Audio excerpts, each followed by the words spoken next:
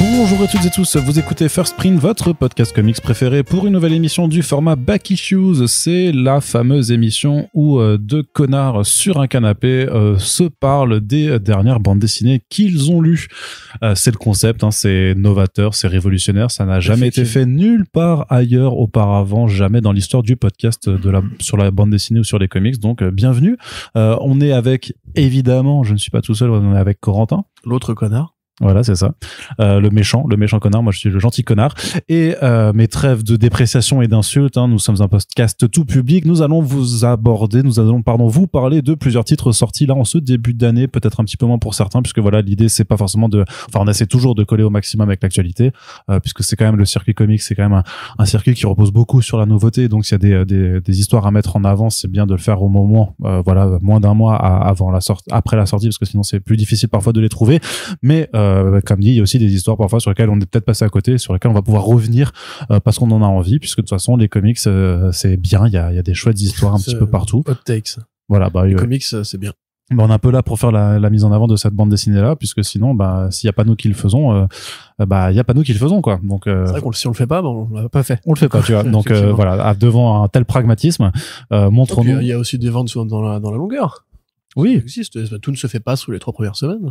Non, effectivement, il y a aussi des titres plus en long seller, mais c'est bien, de façon générale, vu que nous, on a un média spécialisé, très certainement écouté par des gens déjà un petit peu curieux à minimum, en tout cas déjà convaincus, c'est peut-être bien de faire le push, mais c'est vrai que vous pouvez écouter ce podcast n'importe quand, et si ça se trouve, vous nous écoutez en 2026. Dans le futur. Voilà, dans le futur, et j'ai envie de dire à ce moment-là, mais j'espère que tout va bien dans le futur. Et s'il y a des gens qui ont déjà IA traîné des intelligences artificielles pour faire des podcasts First Print sur commande, sachez que je vous hais et que le procès arrive bientôt. Mais ça c'est impossible.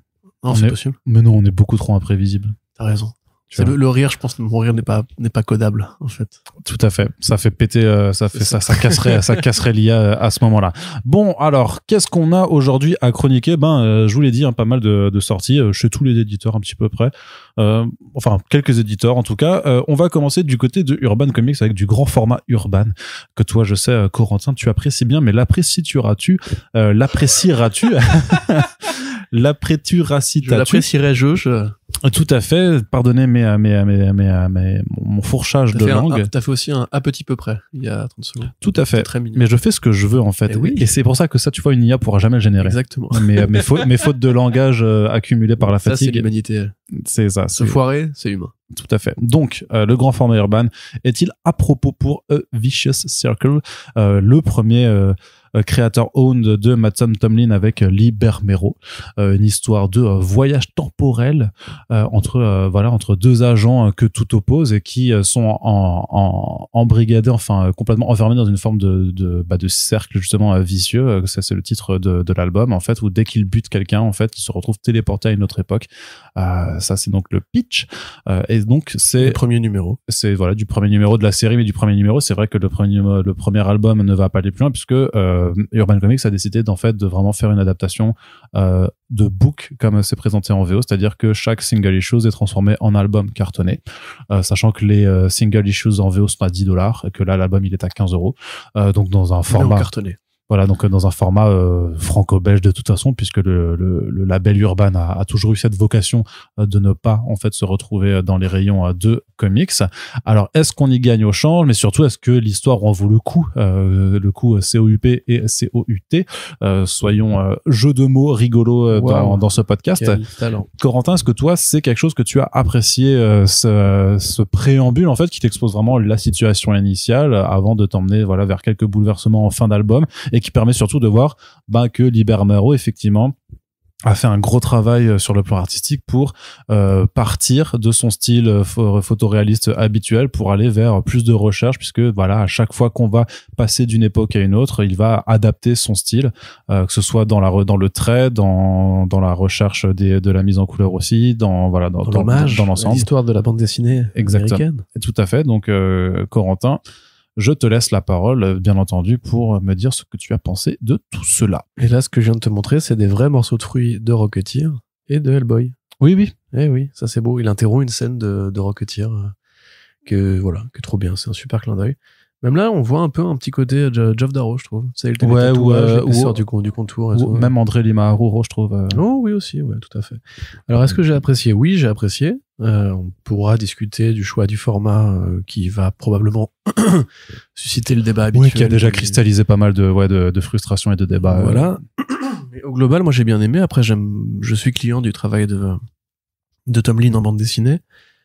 J'avais beaucoup aimé son Batman Imposter, que je vous conseille encore aujourd'hui. C'est pour moi un des classiques modernes de Batman à lire, une très bonne lecture pour compléter le film, ou pas d'ailleurs. C'est vraiment juste du bon travail. Je suis un fan de Lee Bermejo depuis qu'on a commencé les comics ensemble. Enfin, pas lui et moi, mais nous, toi et moi. La variété graphique, en fait, c'est le graphisme qui accroche, évidemment, en premier lieu, puisque c'est une BD de Bermejo, et Bermejo est d'abord connu comme étant un dessinateur hors pair, avec effectivement cette gouache photoréaliste qui est parfois très impressionnante. Moi, vous le savez, je lis en numérique. En numérique, on peut zoomer et on peut aussi profiter justement d'avoir un écran rétroéclairé pour voir comment sont faits certains effets autrement qu'à la lumière d'une lampe, enfin ou du jour d'ailleurs. Et vraiment, il y a des trucs qui sont extrêmement impressionnants. Il y a des trucs qui, en fait, je me suis posé la question de est-ce que c'est pas de la photographie, ou vraiment c'en est à ce point choquant au niveau du rendu des textures, au niveau de comment la lumière se propage dans l'espace. Donc l'album s'ouvre avec effectivement une séquence photoréaliste en noir et blanc. Il y a un moment donné, il fait un œuf à bouffer. L'œuf, l'onctuosité de l'œuf, c'est vraiment dessiné comme un vrai œuf. Il y a un mec qui crache sur une vitre, c'est vraiment, enfin c'est super impressionnant en fait ce qu'il arrive à rendre. Après, la reproduction de la réalité n'est pas une fin en soi évidemment, parce que ce qui va devenir le gadget de ce premier numéro, enfin de ce premier tome, c'est la transition entre les différentes époques, où effectivement on peut se demander s'il a pas une sorte de rivalité inassouvie avec J.H. Williams 3, parce qu'il y a vraiment des trucs qui sont il y a vraiment des trucs en mode Coca Pepsi, tu vois, grosso modo. C'est-à-dire qu'il y a des trucs qu'il fait au niveau de l'ancrage, au niveau de l'utilisation des époques qui vont amener avec elle un nouveau style qui va être plus peint, qui va être plus dessiné, qui va être plus contouré, qui m'ont beaucoup évoqué justement la série Echolands de J.H. Williams 3. Ouais. Parce que c'est en fait du même niveau, enfin c'est du même tonneau au niveau de la qualité de ce que un peintre, un artiste, un dessinateur peut produire. Donc le scénario, alors tu l'as décrit, je sais pas si t'as bien fait d'ailleurs, parce qu'en fait je trouve qu'il se laisse découvrir, vu qu'en fait il y a pas forcément de synopsis. Tu m'accuses de gros spoilers. Je t'accuse complètement de gros spoilers. Entre autres. Aussi, tu t'es curé tout à l'heure les pieds, c'était assez dégueulasse à regarder. Les gens doivent savoir. Mais voilà, en fait, moi, je suis rentré dedans sans rien connaître de l'histoire, quand j'ai lu le numéro en VO. Et je trouve que c'est assez bien foutu, parce que l'accroche, tu la comprends. Enfin, formellement, c'est très bien fait, parce que en fait, tu comprends très bien ce qui se passe, avec des petits éléments qui vont s'ajouter, se superposer, etc. Et avec un découpage qui, justement, t'explique pourquoi cette histoire a été faite. C'est-à-dire qu'en fait, on a fait cette histoire parce qu'on a un Bermejo qui avait envie de se donner ce challenge-là. Et Tom Lin, autour de ça, a brodé un truc qui serait peut-être plus un film de science-fiction assez classique, un peu à la Looper, quelque part, ou à la Prédestination, ou un peu à la Time Cop aussi, et qui fonctionne très bien en fait. Alors pour l'instant on peut difficilement juger du scénario parce que c'est quand même des pages d'exposition. Il y a pas grand chose qui se passe concrètement en termes de l'intrigue générale. Grosso modo, comme Arnaud vous l'a spoilé honteusement, et vous pouvez lui jeter des cailloux si vous croyez dans la rue. C'était le pitch qui était présenté par Boom Studios à l'époque, donc en vérité. Les gens, mais voilà. Et c'est littéralement, voilà. Attends, je vais aller vérifier sur la page d'Urban Comics s'il le spoil pas aussi littéralement. Mais donc, au départ, effectivement, on voit ce monsieur à lunettes qui est visiblement un père de famille dans les États-Unis de Jim Crow, donc à une époque où les lois ségrégationnistes sont sur le point d'être rejetées, d'être retoquées, et que on va commencer à s'approcher lentement mais sûrement d'un accès à l'école libre pour les noirs et les blancs et des écoles mixtes. Et ce petit fond social, alors je sais pas exactement à quoi il sert, ceci étant dit, il va très vite bifurquer vers un truc beaucoup plus cyberpunk, beaucoup plus Blade Runner, beaucoup plus le monde de demain avec le robot, avec les devantures japonaises, enfin ou asiatiques ou chinoises en général, les éclairages, la pluie battante. Et Bermejo est très compétent dans ces deux oui, c'est le plan d'ouverture de Blade Runner. Hein. C'est ça. Mm. Et après, on a donc ce gimmick un peu à la Rick et Morty, où en fait, t'as une course-poursuite à travers les dimensions, enfin à travers les temporalités en l'occurrence, et qui est l'occasion pour Barbero de bander les muscles, voilà, et de nous présenter vraiment formellement comment marche cet univers, quelles sont ses règles et quel va être le grand principe qui va lier ces deux personnages dont on ne sait pour l'instant pas grand-chose. Sauf si vous avez écouté l'intro d'Arnaud qui rien de vous gâcher toute la lecture. Non, je viens de vérifier le script, enfin le pitch sur la page d'Urban, ça dit exactement ce que je raconte. Donc, bravo à Urban et bravo à vous. Vous savez pas, voilà, vous êtes nuls. Ça doit être pour ça qu'on fait ce métier. Et sur la couverture, il y a un dinosaure, puisque oui, dans le deuxième numéro, attention spoiler, il y a des dinosaures et c'est trop bien, les dinosaures dessinés par Lee Bermero. Surtout qu'il les fait aussi, je l'ai vu quand il avait fait sa tournée de dédicace là au début de l'année, qu'il en faisait aussi, il en dessinait en ligne claire, donc pas dans cette approche photoréaliste, mais du coup au stylo. Et t'as pareil, t'as ce côté Geoff Darrow qui ressort un peu du truc, qui fait mais en fait il est capable de faire ça quoi. Ouais. Aussi. Mais c'est vrai, je pense que c'est aussi il peut tout faire. De longues années passées au dojo à apprendre de nouvelles techniques, on va dire. Parce que Bermero, il est devenu un peu plus rare récemment, on pourrait dire. Beaucoup, hein. Dans le sens où il y a eu ce projet qui, en l'occurrence, ça a été édité par Urban, c'est pas pour dire du mal ou quoi, mais pour moi, c'est vraiment juste comment s'occuper les doigts ne rien faire, en fait. Des couvertures qui sont toujours très sympathiques, mais on aime le Bermero séquentiel, on aime le Bermero qui fait du mouvement.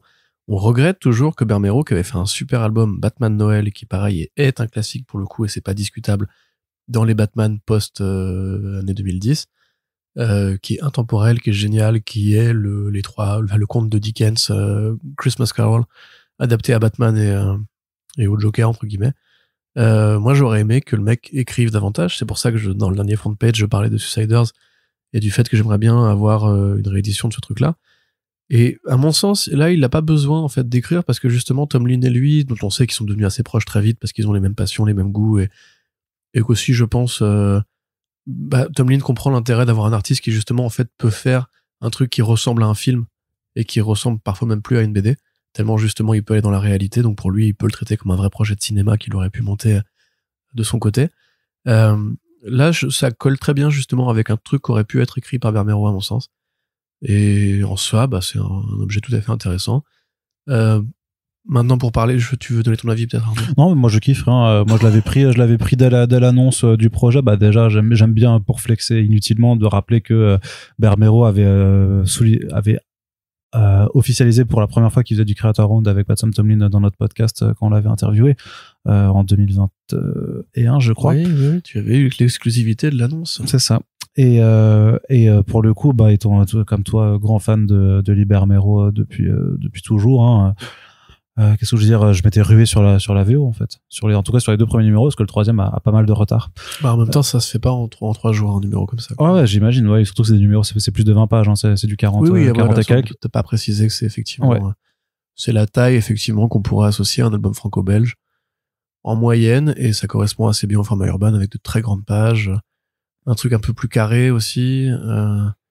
Qui reprend de toute façon même en termes d'homothétie ce qui a été fait en VO puisque les single issues de Boom Studios pour le coup ils ont vraiment l'intitulé Book One, c'est vraiment présenté, c'est un dos plat donc un dos carré plat, donc c'est vraiment pas du tout présenté comme les floppies habituels. Ils ont vraiment aussi travaillé l'objet, c'est un peu aussi comme ce que fait tu vois, pour la première partie en noir et blanc là, si t'as une page qui est un peu trop fine tu vois à travers. Oui. Non, mais puis ils ont vraiment joué sur cette idée d'avoir quelque chose d'un peu hybride et de toute façon c'est vrai que alors normalement à l'heure où ce podcast est mis en ligne, je sais pas si l'interview de Tomlin et Bermero sera aussi en ligne, mais en tout cas on en parle aussi de ce format et c'était un choix conscient et ils adorent en fait justement le format en question. Moi pour l'histoire, effectivement, quand tu lisais le pitch de Boom Studios, en fait, effectivement, t'as pas plus que ça. T'as la démonstration, par contre, concrète par la mise en scène, par la séquentialité de qu'est-ce que ça veut dire. T'as la performance artistique qui est complètement tarée, littéralement, et dont tu profites beaucoup plus, en plus, avec cette version française, parce que moi, je me retrouvais avec les deux, et même si c'est des beaux single issues chez Boom Studios, c'est beaucoup plus petit, c'est quand même plus petit, donc tu peux pas avoir ce même travail d'analyse de la performance artistique. Donc j'en suis super content. Par contre, c'est frustrant parce qu'effectivement, c'est quand même peu de pages et que, comme tu l'as dit, ça ne raconte pas plus que les prémices.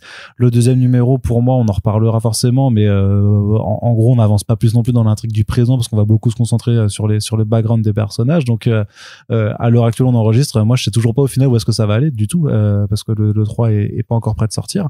Donc il y a mais après c'est bien parce que si t'es frustré, ce que tu veux savoir ensuite, c'est qu'à la limite t'as été accroché. Et je préfère quand même ce sentiment-là plutôt que de me dire j'ai eu le truc, je m'en bats les couilles, je vais pas chercher la suite. Et pour les questions de format, bah là c'est la grande interrogation du moi je comprends parfaitement la logique parce que tu peux très bien dire oui, pourquoi ne pas attendre que ça sorte. Bah je veux bien, dans ce cas t'attends l'année prochaine, hein, littéralement, parce que le numéro 3 sortira pas avant cet automne, je pense. Vu qu'il a pas été sollicité, je pense que voilà, c'est au plus tôt cet été, au plus tard cet automne, donc t'attends l'année d'après pour l'avoir dans un tome complet. Mais en tant qu'éditeur, t'es là aussi pour accompagner les auteurs sur le temps présent, et Liber Mero, il y avait aussi le Char Détective, t'avais, j'imagine, l'envie de l'inviter. T'as aussi juste le fait que parfois les gens disent ah ouais, mais la VO elle est en retard de 2 ans sur la VF, enfin que la VF sont en retard de 2 ans sur la VO, t'as aussi des frustrations liées par rapport à ça.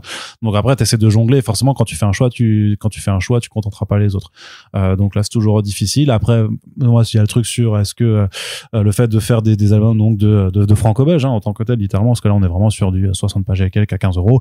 Est-ce que pour le lectorat de comics qui est plus habitué à avoir des albums plus épais sur ce genre de tarif, je trouve qu'on va toujours vers les discussions stériles du prix à la page qui pour moi n'ont aucun sens, et je fais de plus en plus attention à ça depuis des mois maintenant quand je vais dans les librairies, de regarder vraiment un peu toutes les offres. Je veux dire que s'il y en a qui râlent pour un album de 64 pages en franco-belge, moi j'ai vu des trucs de la même pagination dans des rayons d'albums qui sont faits en France, de franco-belge, avec des trucs qui sont complètement hallucinants aussi, avec des trucs qui sont pas épais, qui sont en soupe machin, et qui sont à plus de 30 balles, tu vois. Donc en fait, si tu pars vraiment, commence à raisonner là-dessus, en fait il y a plein de choses que tu comprends plus, en fait. Donc moi je trouve que cette discussion elle est pas intéressante. Par contre, donc est-ce que je suis content d'avoir ça en tant que livre pour ce prix-là? Moi oui, vraiment ça les vaut, tu vois. Et autant on peut parler du Batman Char Détective qui sort le même mois, qui est fait par le même artiste, qui moi je trouve n'a aucun intérêt, mais même à 10 balles en fait il est proposé, c'est pas il a un dos toilé, il y a une petite écrite, il y a des effets de fab et tout ça pour rendre, parce que c'est un joli artbook en vrai, tout simplement. On va dire que c'est un petit book de Liber Mero, tout simplement, parce que ça fait ça reste des illustrations qui sont très très jolies. Le côté de l'histoire dedans, moi le truc c'est que dans la chronologie, il avait fait l'histoire, DC lui a dit mais en fait on va prendre tes planches, on va refaire des couvertures et après on va quand même rééditer ça en single issues. Mais du coup de la perception du public, en fait c'est juste on a vu des couvertures puis après on a vu une histoire greffée dessus, donc forcément le narratif est super, pas un grand intérêt. Oui non mais voilà. Et puis voilà, je trouve que de toute façon c'est pas un truc qui c'est pour ça que DC s'est dit autant faire du pognon avec, quoi, parce que et voilà, mais dans les faits pour moi c'est juste un artbook mais qui n'a pas d'intérêt. C'est pour ça que le Char Détective même à 10 balles ou 5 balles ça ne m'intéresse pas, en fait. Tout simplement c'est l'intérêt, c'est la valeur perçue, et moi je trouve que l'album en tant que tel vaut vraiment le coup, parce que t'as envie d'y revenir forcément, vu que c'est une lecture courte, t'y reviendras, et parce que le travail il est phénoménal, celui de l'artiste. Donc vraiment pour moi en fait, je le comprends pas, ce débat là-dessus pour ce genre. Autant il y a des choses comme sur le It's Lonely, je le comprends parfaitement, je l'entends parfaitement. Sur les albums de Vestron, je les entends parfaitement. Tu vois, il y a vraiment sur l'augmentation du prix du We Only Find Them volume 3 qui a pris à plus 7 balles par rapport au premier tome. Là, tu vois, j'entends clairement, en fait, les problématiques. Là-dessus, pour moi, je veux dire, le Dernier des Dieux, c'était pas une pagination sensiblement plus élevée, tu vois, et c'était vraiment un découpage pour faire un format d'un album de fantasy normal. Et là, on est clairement dans cette directive. Donc, bon. Voilà ce que j'ai à en dire là-dessus. T'as le droit d'être en désaccord, bien entendu, avec moi. Je suis ni d'accord ni pas d'accord. Ça dépend vraiment du rapport qu'on a déjà à son propre budget, c'est au prix en général, mais surtout à ce qu'on est prêt à payer pour un certain prix. Tu vois, par exemple, je sais pas, à une époque, par exemple, j'achetais pour mon père qui était ou qui est un grand fan d'Enki Bilal, j'achetais la tétralogie du monstre, qui, alors c'est un peu plus long, je crois, quand même, par tome, mais je les achetais pour assez cher, parce que voilà, lui c'était un grand fan, c'était justement du grand format, c'était un auteur que t'apprécies de suivre et pour lequel t'es prêt à mettre de l'argent. Bon, il se trouve que malheureusement aujourd'hui je ne ferai plus cette erreur pour Enki Bilal précisément, mais Voilà, là par exemple, je me dis que ça peut peut-être parler justement effectivement à un lectorat franco-belge qui est peut-être plus fan de science-fiction, qui a l'habitude de suivre ces sagas de science-fiction, parce qu'en plus le dessin justement fait très BD pour adultes, des trucs qu'on croisait à une certaine époque avec donc je saurais pas du tout vous retrouver, mais des trucs avec un peu plus sexuels ou un peu plus violents ou un peu plus comme ça, tu vois. Il y a eu des rayons qui étaient consacrés à ça à une époque, et c'est vrai que si on est un adulte qui a un âge de consommer, si on aime la bonne science-fiction, si on aime le bon dessin, on peut, pourquoi pas, effectivement investir 15 € là-dedans. Moi, à titre personnel, avec mon argent et malgré mon amour pour Tom Lin et Liber Mero, je suis prêt à attendre l'édition album VO pour la posséder physiquement. Et ça me dérange pas d'attendre 1 an, vraiment. Parce que. Ouais, mais parce que tu pars du principe que cette édition existe, alors que c'est pas du tout forcément le cas. C'est bon, non, ça va. Sinon, il l'aurait fait en roman graphique directement. C'est la logique, c'est de faire les numéros puis de faire un album comme à chaque fois. Bah non, parce que regarde Le Dernier des Dieux, il y a pas d'édition intégrale. C'est pas pareil, c'est pas le même éditeur. Mais tu parles de la VF, là? Oui. Il y a pas de trade Le Dernier des Dieux? The Last God? Ah, pardon, ok, tu veux dire, ok, d'accord, je comprends. Ok, non, je viens de voir de quoi tu veux parler. Trade paperback. Oui, mais après le hardcover de ça quand ça sortira chez Boom Studios, les hardcovers chez Boom Studios, c'est $50, hein. Bah, oui, je comprends bien ce que tu me dis, mais après, il y a d'autres, voilà, il y a le marché de l'occasion. Enfin, de toute façon, moi, je compte pas forcément investir dans Vicious Circle, dans l'immédiat, parce que j'ai d'autres trucs à consommer, et j'ai pas un budget illimité. C'est pour ça que moi, je rentre pas dans ces débats-là sur Internet, parce que je considère que chacun a sa réalité de ce qu'il doit financer. Actuellement, moi, Paris se trouve que je suis en galère de fric de fou. Donc, mon avis est peut-être pas forcément représentatif. Voilà, tout le monde n'a pas un père handicapé à subventionner, ou des travaux à rembourser, ou un taf qui refuse de payer les heures sup. Hein, voilà, tout le monde n'a pas ces petites réalités-là. Il y a des gens qui ont peut-être davantage justement les moyens de se faire plaisir. Si vous voulez vous faire plaisir, allez-y, l'objet est très beau, c'est parfait.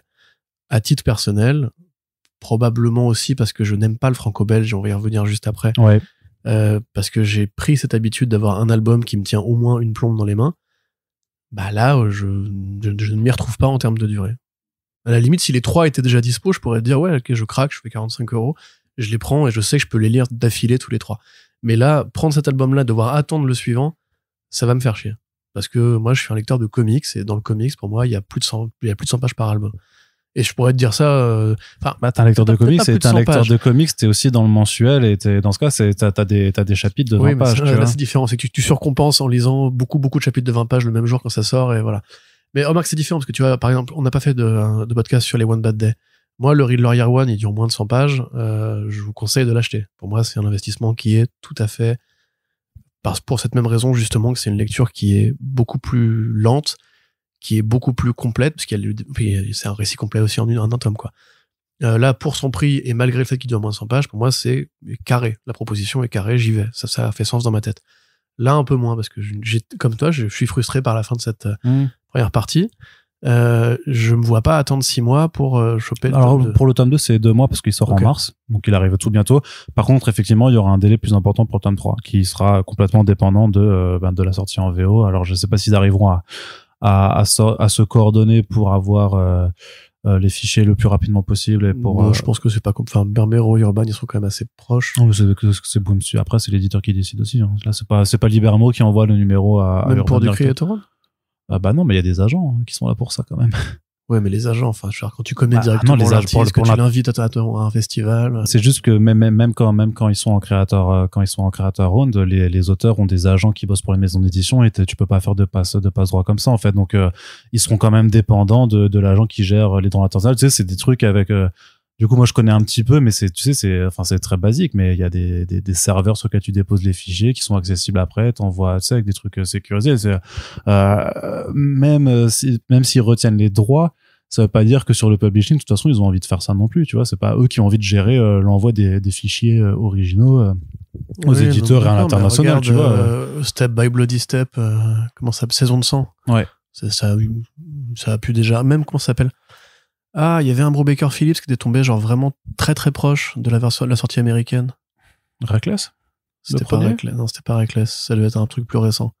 Mais genre un truc où le tome sortait en fin de mois. Non, mais après, parfois, avec les boîtes, les agents peuvent se coordonner pour qu'un truc sorte de façon simultanée. Mais là, c'est la suite, tu vois, de 2 tomes. C'est pas genre comme s'ils venaient de négocier le contrat, tu vois.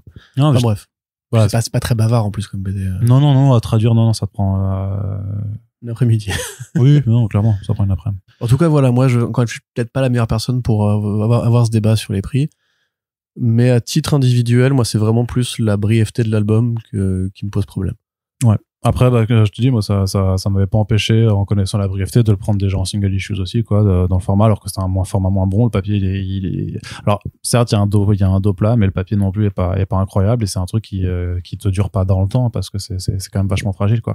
Mais c'est une question ça n'enlève rien aux qualités du projet. C'est ça, c'est que ça... Non, mais de toute façon, ça dépendra d'une qualité perçue, parce que tu parlais du Batman One by Day Riddler, effectivement, qui est hyper bien, donc ce que tu conseilles. À côté, bah, t'as celui sur, je sais pas, sur Gueule d'Argile ou sur Catwoman, que moi je recommande pas, alors que le Riddler ou le Ra's al Ghul, non, mais le Ra's al Ghul et le Riddler, je les recommande vraiment. Je dis ouais, ça les vaut. Et par contre, quand c'est des histoires de pas bonne qualité, ça les vaut pas. Là, je trouve quand même que t'es quand même sur une proposition qui est juste graphiquement, qui est quali, quoi. Si en plus si tu suis Bermero depuis toutes ces années, oui, c'est assez dingue de voir le niveau que le mec a chopé, quoi. Ouais, complètement. Bah justement, parlons de franco-belge, parce qu'on est sur la même chose. C'est du 75 pages, mais ce sera 15,90 €, donc pour 90 centimes de plus. On est sur un projet de franco-belge, moi j'avais envie de parler, j'avais déjà un petit peu énoncé dans les front pages, mais qui s'appelle Gueule de cuir, l'épéiste, donc le premier tome potentiellement d'un projet qui serait prévu en 4 albums, je crois, si j'ai bien retenu les interviews que j'avais lues, de Pierre Pével, qui est un romancier, et de Stéphane Créty. Et Stéphane Créty, il a fait notamment Masqué, qui est avec Serge Lehmann, donc qui était un spin-off dans l'univers de la brigade chimérique. On est en 1633, donc c'est la France de Louis Croix Trois Bâtons. Ça, j'espère que vous l'avez. Donc époque des mousquetaires, Richelieu, inconnus, tout ça, sauf que il y a une couche de fantastique qui est rajoutée en fait à cette époque historique, où on parle en fait de différents d'un zodiaque du diable en fait, dont différentes pas cabale, mais en fait c'est des groupes en fait qui se séparent, des triades, voilà, ils appellent ça des triades, qui opèrent dans l'ombre un peu pour régir en fait des choses un petit peu occultes en fait, mais avec une forme d'équilibre. Sauf que dans chacune de ces triades il y a plusieurs membres, et à un moment bah t'as un nécromancien qui essaie de prendre l'ascendant sur toutes les autres. Et donc en fait là il y a un bretteur qui se charge en fait de faire des duels en fait contre de l'argent pour certaines personnes qui est envoyé en mission dans la rue pour venir en aide à quelqu'un. Il sait pas pourquoi, il sait pas qui, et ce quelqu'un va l'assassiner en retour de son aide, ce qui est super sympa. Sauf qu'en fait, au lieu de mourir, il va se retrouver affublé du masque que celui qui l'a sauvé portait, donc un masque qui fait très penser à Spawn un peu dans le design, un masque en cuir qui va lui donner des pouvoirs, lui permettre d'escalader les bâtiments de Paris comme tu le ferais dans un Assassin's Creed. Et il va découvrir en fait l'ampleur du complot qui se prépare, essayer de déjouer donc les plans du nécromancien qui essaie vraiment d'avoir le pouvoir pour lui-même. Et bien entendu, même si le récit est plutôt complet, ça ouvre quand même les portes à un cycle clairement qui se passerait dans cet univers. Et l'éditeur, donc c'est chez Draco, l'avait présenté un peu comme un Batman X des Mousquetaires. Et moi, je trouve que ça colle dans le truc.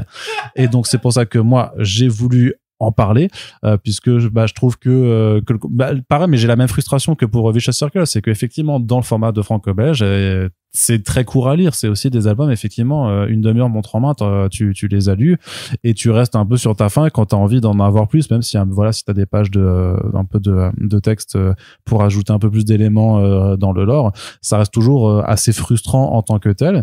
Mais d'une part, j'apprécie vraiment l'effort de composition que fait Stéphane Créty sur pas mal sur 2 planches bien travaillées, où justement tu perds en fait les gouttières pour vraiment avoir des pages pleines, et surtout c'est violent. Moi j'apprécie la violence. Je trouve qu'il y a ce côté vraiment de fantastique qui se dessine, qui est vraiment intéressant. Donc c'est moi c'est un univers c'est une proposition qui me plaît, parce que je suis pas sectaire comme Corentin sur juste c'est de la franco-belge, donc j'aime pas mais je peux te dire pourquoi j'ai pas aimé le format franco-belge, le format narratif. Oui, mais tu vas pouvoir me le dire, parce que là-dessus on sera pas d'accord. Mais en tout cas voilà, première expérience. Je sais pas pourquoi je pense que je sais pourquoi ils ont pas fait de tomaison, et pourquoi ils le présentent un peu comme mais si, par contre je me tais, c'est volume 1/3. Donc en fait, voilà. Tu t'es foiré, là. Ouais, pas 4, 3. Donc j'ai non seulement mal lu l'interview, Double fois. mais en plus j'ai même pas bien... À petit peu près. J'ai pas bien regardé juste le dos de l'album. Et c'est Louis XIII, pas Louis, croix. C'est croix 3 bâtons. Hein. C'est Louis XIII et puis, croix 3 bâton. Mais ouais, donc toi t'as pas aimé cette proposition? Non, mais j'ai pas spécialement envie de rentrer dans le détail. Si vous écoutez, enfin, si vous avez foi en la vie d'Arnaud, écoutez-le. Contrairement à ce que justement mon cher collègue veut faire croire, c'est pas un plaisir personnel de ne pas aimer les choses. Je n'ai pas aimé parce que c'est pas, à mon sens, c'est pas un projet qui mérite qu'on s'attarde trop dessus, en fait. Et je m'arrêterai là parce que avec qu'est-ce qu'il y a? Pourquoi t'es mort de rire? Tu me scies, tu me tues. Mais pourquoi? Mais parce que pourquoi ça mérite pas qu'on s'attarde dessus? Mais en plus toi t'aimes les trucs de KPDP. Bah, j'aime les trucs de KPDP, mais ça, c'est quand même, c'est trop simple dans sa proposition. Le héros a pas de relief, il a pas vraiment d'intérêt ou d'histoire personnelle à défendre. Ah, parce qu'il est complètement embarqué dans le truc, en fait. Oui, voilà. Et en fait, c'est le coup du ça, sort pour moi, qui ça l'amène, ressemble à un scénario d'Ubisoft, en fait, justement. Ça fait trop Assassin's Creed dans le sens où, justement, le héros est une coquille vide qui se retrouve propulsé dans une histoire qui le dépasse. C'est des motifs qu'on a déjà, même dans Assassin's Creed d'ailleurs, qu'on a déjà assez souvent vu avec de l'alchimie, avec une sorte de très grand truc ancien et qui serait mystique. En France aussi, on a cette espèce d'obsession. J'ai l'impression que les mousquetaires, c'est un peu notre Far West à nous, tu vois. C'est le côté KPDP, c'est notre équivalent des duels au 6 coups de l'Amérique d'autrefois. C'est là qu'on fabrique du mythe, de la mythologie. Il y a des tonnes de trucs qui ont été faits avec ça, avec Vidocq, avec tout ce qui a pu avoir lieu dans le Paris souterrain. Même dans Catacombes, il y avait un peu de ce truc-là, tu vois. Oui, non, mais d'accord. Je dis pas que les cases sont pas bien disposées dans l'espace ou qu'il y a pas des grandes pages. Oui, non, mais d'accord. Franchement, elles sont belles. Il y a effectivement quelques efforts qui sont faits au niveau de l'architecture. C'est agréable de retrouver Paris de nuit avec ces trucs-là. Mais moi, le dessin me paraît extrêmement formel. Le scénario me paraît très formel. En fait, tout me paraît très formel. C'est du franco-belge. À la racine, et il y a une raison pour laquelle je ne lis pas le franco-belge, c'est que je trouve que ça reste engoncé dans ses principes. Et là, en l'occurrence, il n'y a pas de critères distinctifs, tu vois. Parce que c'est trop à l'ancienne, c'est trop proche de la BD historique aussi. Tout à l'heure, je te parlais justement de cette science-fiction dont je peinais à trouver des exemples où il y avait plus de sexe, où il y a plus de machin, plus de bidule, plus de coffre, tu vois, plus de caractère. Là, pour moi, c'est une BD qui manque de caractère. Elle manque d'un élément à elle. Elle manque de personnalité. Parce que oui, il y a des trucs dedans qui sont bien faits, les couleurs sont bien faites, le duel final où justement le dessin s'excite un petit peu, t'as une chaîne qui sort d'une case et tout, voilà, ça c'est des idées qui font comics, qui sont cool. Mais pour moi, voilà, je vois rien là-dedans qui me donnerait envie de revenir pour un tome 2, en fait. Ah ouais, j'ai l'impression d'avoir déjà lu ou même joué à ça, en fait. Je conseillerais plutôt dans ce cas-là aux gens de jouer à Assassin's Creed Unity. T'as quand même le méchant dans l'ombre qui au final a fait très peu de choses et dont on attend de voir en fait ce sera quoi son prochain coup. Encore une fois, voilà, moi c'est mon avis, hein. Je pense que peut-être aussi on a bouffé beaucoup de mousquetaires là ces quelques dernières années. Moi je me suis tapé quand même les Lames du Cardinal par exemple, qui est au final sympathique mais qui est pas non plus, je vois pas trop d'où vient la hype. Cette lame, c'est un bouquin. Okay. Cette lame aussi, qui était un comics pareil qui avait pas un grand intérêt. Et ça va, est-ce que c'est mieux que les 7 lames ou est-ce que c'est moins bien ou est-ce que c'est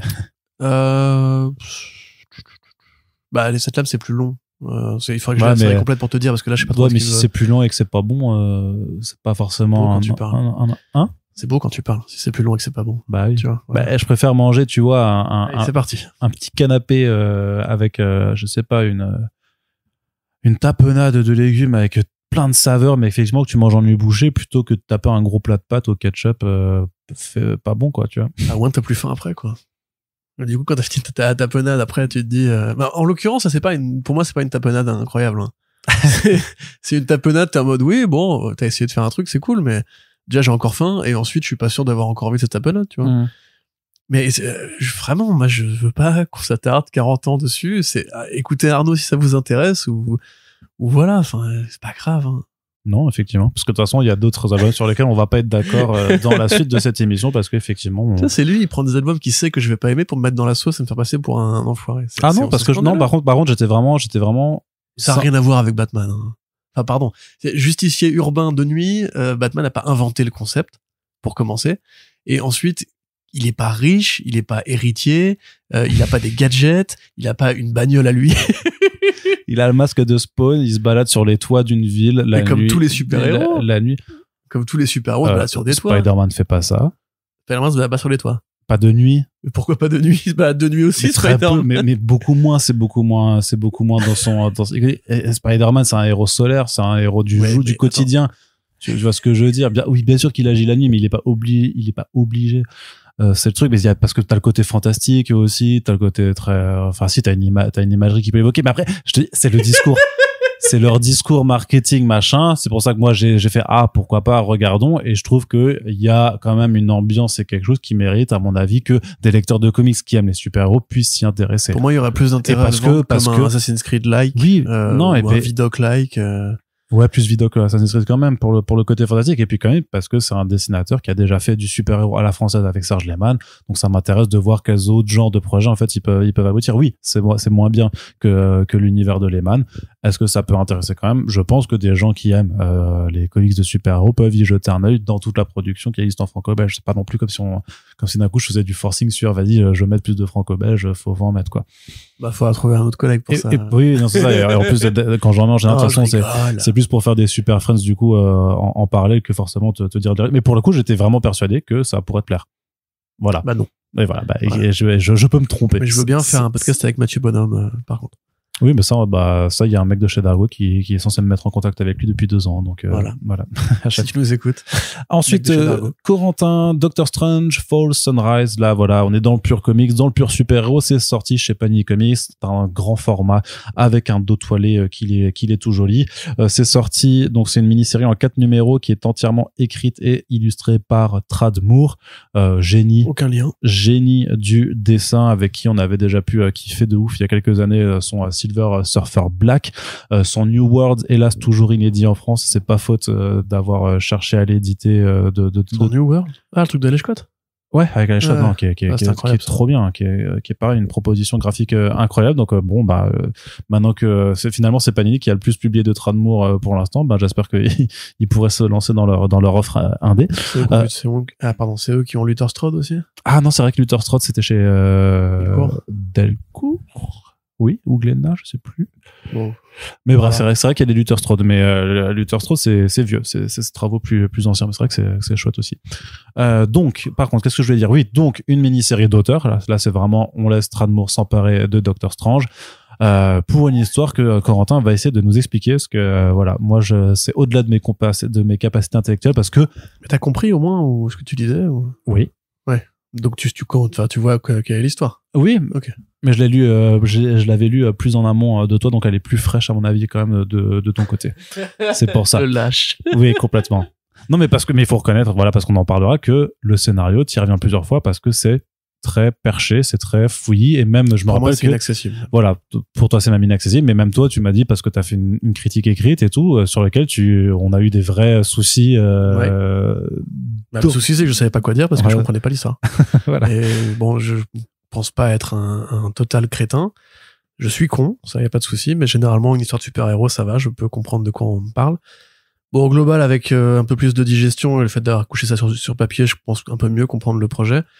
Mais c'est vrai qu'à la découverte, et surtout en complet, c'est extrêmement particulier. Alors, bon, l'histoire, le motif oui, Arnaud, ne crache pas dans le micro. Le motif est simple. Doctor Strange, donc, qui est chez lui, à New York, reçoit la visite d'une femme qui s'appelle Sophia. Enfin non, d'abord, ça commence plutôt in medias res dans l'univers dans lequel il va, mais bref. Il reçoit la visite d'une femme qui s'appelle Sophia, qui lui dit, mon enfant est en danger, il faut que tu partes le secourir. Et Strange, il fait, mais c'est compliqué pour moi d'aller là-bas, parce qu'il faut que je sois là-bas et ici en même temps. Et il fait, oui, mais c'est pas grave, t'inquiète pas, tu vas y arriver. Au pire, non, elle dit même non, elle dit, tu vas mourir quand tu vas aller là-bas, tu vas échouer. Et donc, il va là-bas. Et c'est quoi ce là-bas? Ce là-bas, c'est Pléoma, ou Pléroma, je crois qu'il a appelé ça pour un truc. C'est un monde abstrait, dans lequel se bousculent beaucoup de concepts mythologiques qui viennent d'un truc dont on avait parlé avec Nicolas Beaujoin quand on avait parlé justement de Judas, la bande dessinée qui arrive bientôt, qui sont en fait des convictions gnosticistes, ou gnostiques plutôt, donc qui renvoient à une interprétation différente du monothéisme classique ou du polythéisme même on pourrait dire, c'est-à-dire que et là ça va devenir compliqué, les gnostiques, pour résumer, en fait, c'est une tendance, un courant du christianisme, une secte du christianisme, qui même remonte un peu à avant le christianisme en vérité, mais qui a interprété l'idée qu'en fait la Bible c'était une version des faits et que eux leur objectif n'était pas tant la soumission devant Dieu que l'élévation intellectuelle ou l'élévation de l'âme, l'illumination en fait.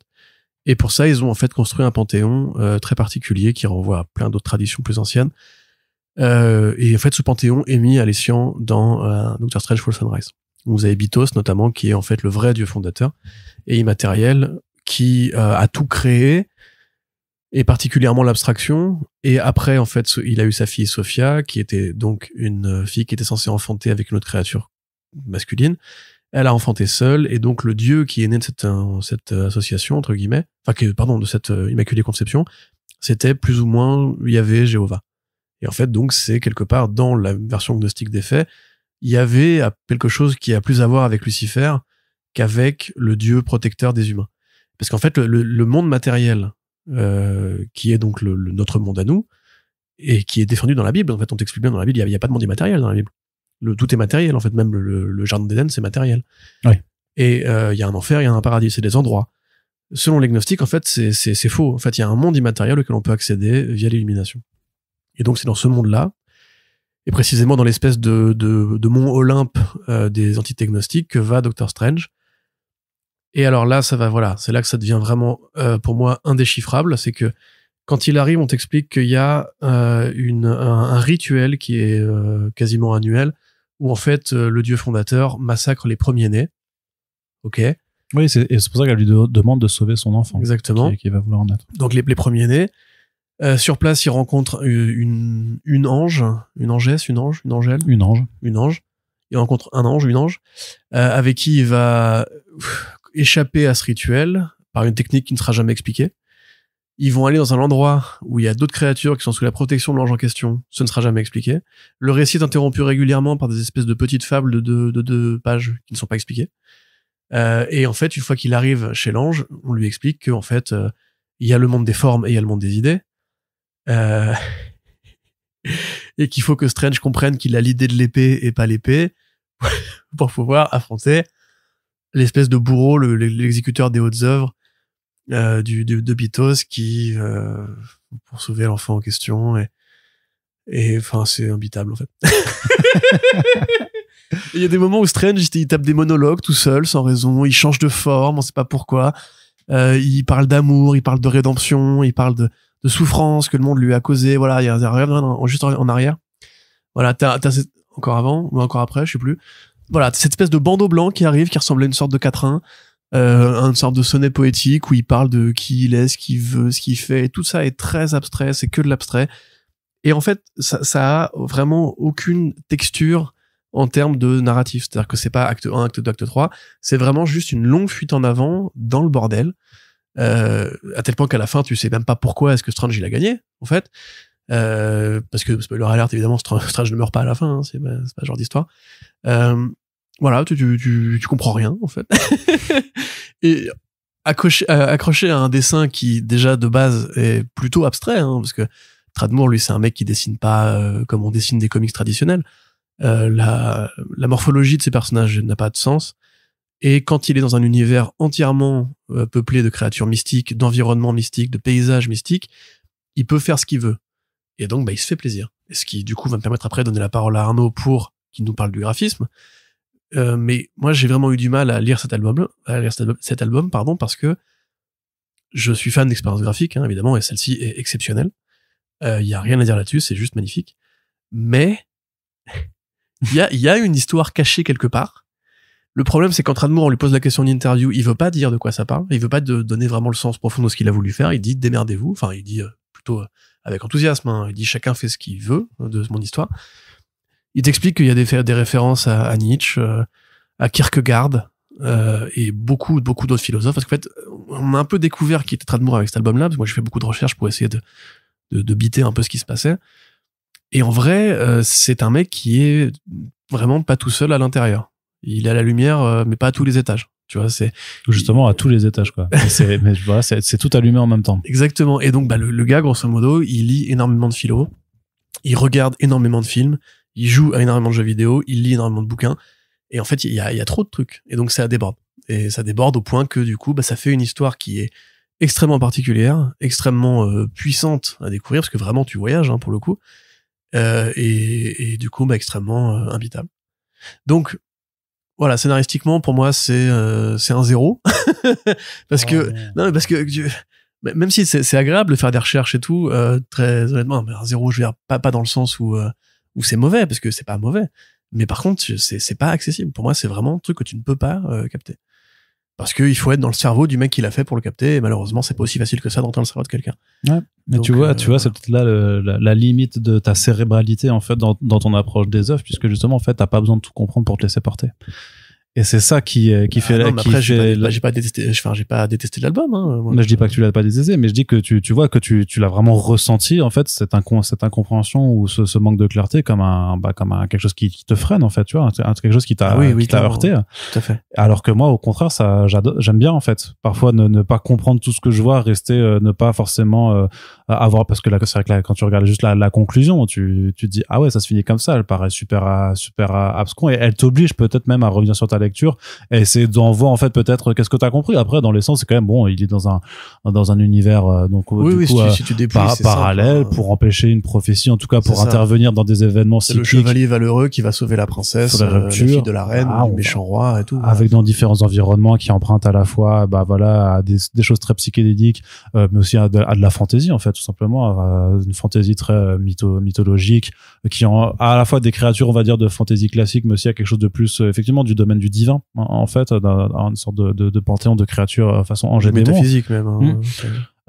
Et parce que et donc t'as quand même pas mal de textes qui essayent un peu de t'expliquer le fonctionnement de ce monde avec Bitos et Sophia, leurs 12 promenades et tout ça. Je dis pas que c'est simple, je dis pas que c'est simple. Moi-même, tu me demanderais de t'expliquer là concrètement tout ce qui s'y passe ou pourquoi la raison, je serais bien incapable de le faire. Sauf que moi, en fait, ça c'est quelque chose que j'aime bien, en fait, être perdu et me laisser porter effectivement par un esprit qui est clairement plus imaginatif et plus fou que le mien, parce que moi, qui est ultra cartésien, par définition, mais dans beaucoup de choses, où là, au contraire, ça me dérange absolument pas de me dire pourquoi on passe d'une scène à l'autre, parce que c'est porté par quelque chose qui est tellement incroyable graphiquement que tu pardonnes volontiers le fait d'être perdu dans l'histoire. Pardonne, j'ai mis une bonne note. J'ai apprécié m'arrêter sur des planches et regarder les techniques qui mettaient en mouvement, qui sont exceptionnelles. Mais pour moi, c'est comme ouvrir le cerveau d'un fou, en fait. Et du coup, c'est incroyable, parce que tu dis, ouais, je ne vois pas la vie comme lui. Et ce qu'il produit, en fait, quand je mets ses lunettes et que je vois le monde tel que lui l'imagine, c'est exceptionnel. Par contre, je me comprends pourquoi moi, je ne suis pas fou. Tu vois? Et ce qui fait que je pense quand même que Tradmoor ne devrait pas écrire d'histoire tout seul. Moi, tu vois, c'est ça qui m'énerve, c'est que j'ai vraiment envie d'aimer cet album et je n'arrive pas à l'aimer.